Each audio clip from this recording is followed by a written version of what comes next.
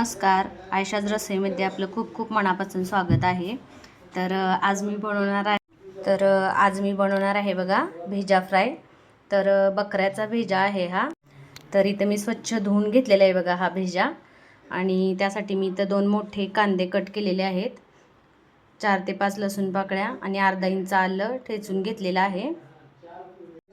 तर सगळ्यात पहिल्यांदा आपण हा भेजा कट करून घ्यायचा आहे बघा. स्वच्छ धुवून घेतलेला आहे. तर असं कट करून घ्यायचं आहे.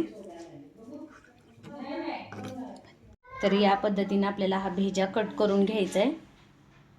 तर सगळ्यात पहिल्यांदा मी कढई ठेवलेली आहे बघा गॅसवरती आणि मीडियम गॅस केलेला आहे. कढई गरम झालेली आहे आपली. आता त्यामध्ये आपल्याला 1 मोठा चमचा तेल टाकायचं आहे.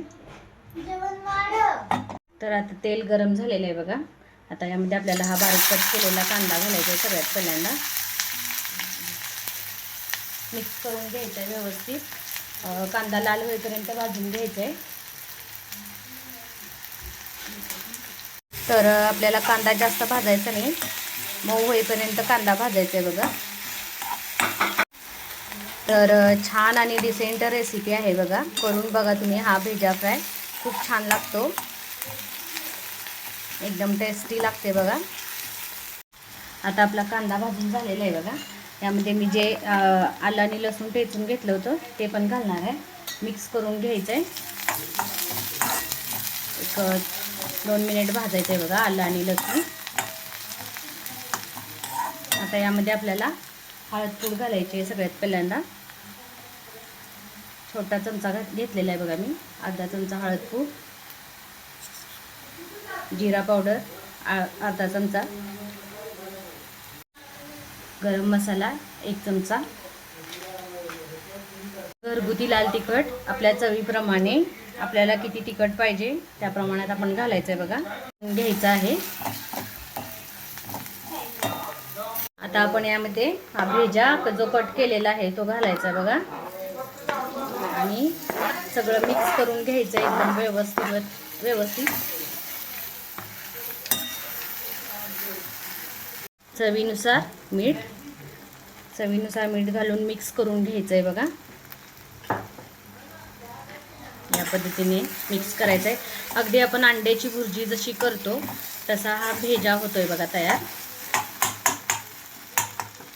आता आपल्याला यामध्ये थोडासा पाण्याचा शिंतोडा द्यायचा आहे. तर यामध्ये मी थोडासा पाण्याचा शिंतोडा देणार आहे आणि मिक्स करून घ्यायचं आहे. आणि प्लेट झाकून आपल्याला 5 ते 10 मिनिट हे शिजवून घ्यायचं आहे.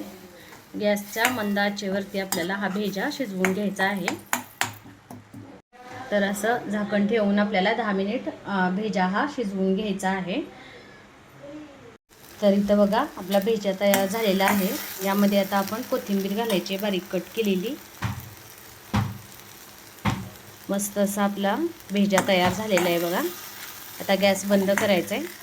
तर इथं बघू शकताय तुम्ही, मस्त असा आपला भेजा फ्राय तयार झालेला आहे. तुम्ही भाकरीबरोबर, ज्वारीच्या भाकरीबरोबर, बाजरीच्या भाकरीबरोबर किंवा चपातीबरोबर खाऊ शकता. खूप टेस्टी लागते बघा हा भेजा.